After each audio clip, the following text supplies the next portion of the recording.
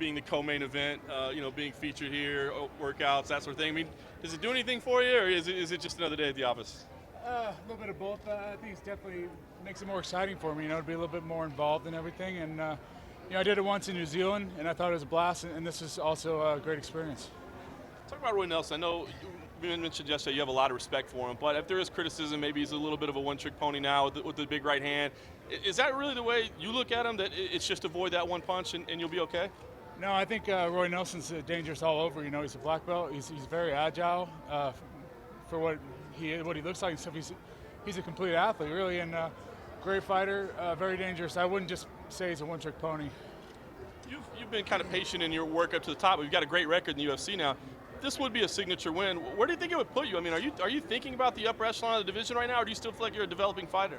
No, I definitely think I'm still developing. Everybody knows I need to work on my striking, get better there before I get toward a title shot. I know that. I'm not. Nobody's holding blinders over my eyes. I know I need to work on it to be the best.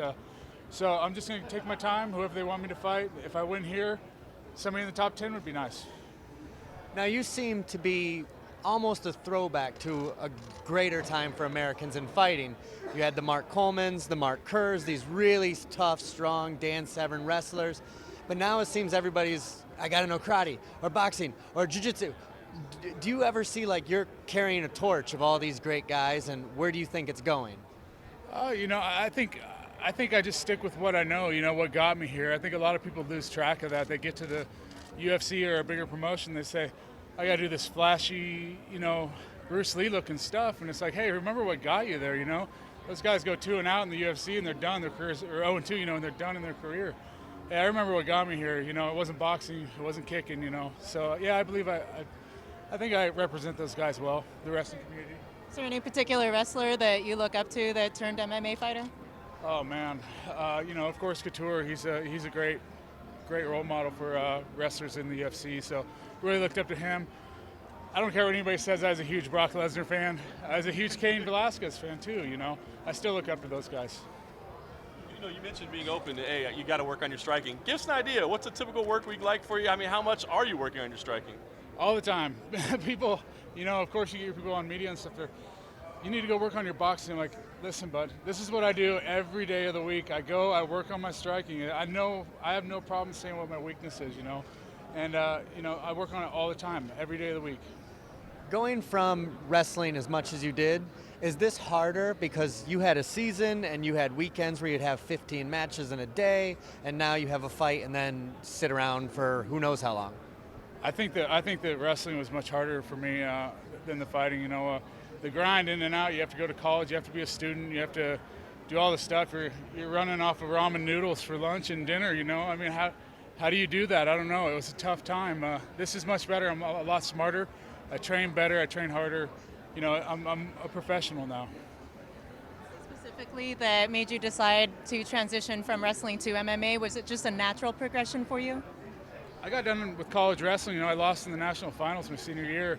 And you work all those 5 years of college, 4 years starting, and you get there and you lose at the biggest time in your life. And at that point I was kind of like, man, I'm just kind of tired of wrestling. But I wasn't done competitively. I wanted to do something competitively, and this kind of came up, and I thought, I think I can do it. So I tried it, and here I am. You talked about, you just want to go out and win fights and do what you do and stay true to yourself and win. But you are getting to that upper echelon now. There's got to be, if your game's not flashy, you almost feel like, oh, you have to be flashy outside. Do you ever feel that pressure to like, hey, be more than just a nice, quiet guy? Like you have to try to, do something special out there? I think if I was going to act like that or try and be that person, I think I'd just come off looking like a fool. That's just not really me. And the people who I know and that I know respect me would look at me and say, what are you doing? What are you trying to do here?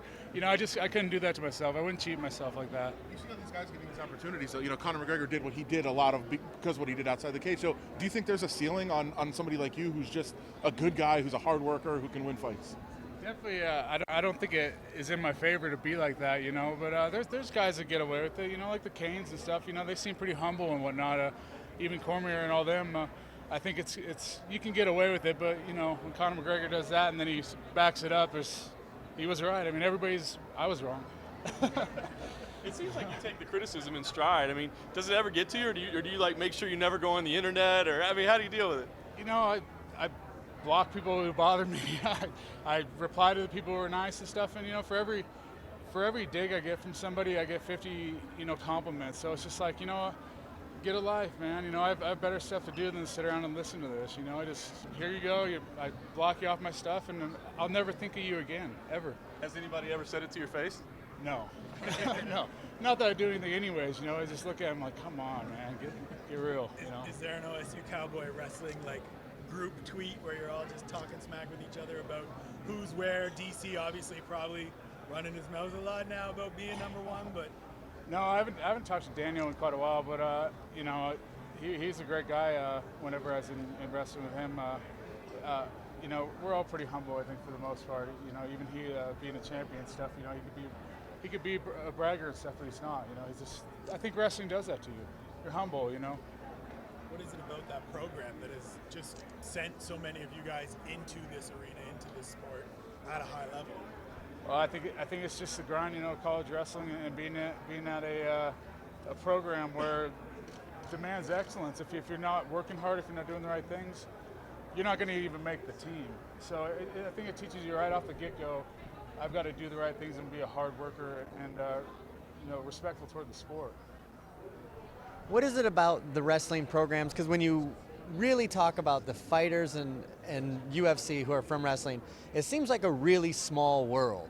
Like you knew that it's like a 6 degrees of separation type thing. You knew him back here and here. Why is that world so small, or is it just seem that way? No, it is. You know, even from growing up and stuff, the regional tournaments back from when I was really young, I see guys all the way in college that I wrestled with when I was in kids clubs and stuff. You know, it's just a smaller community, and everybody follows each other's successes. Even if you don't like the guy, you know, you love the sport and you like to see him do good things in it.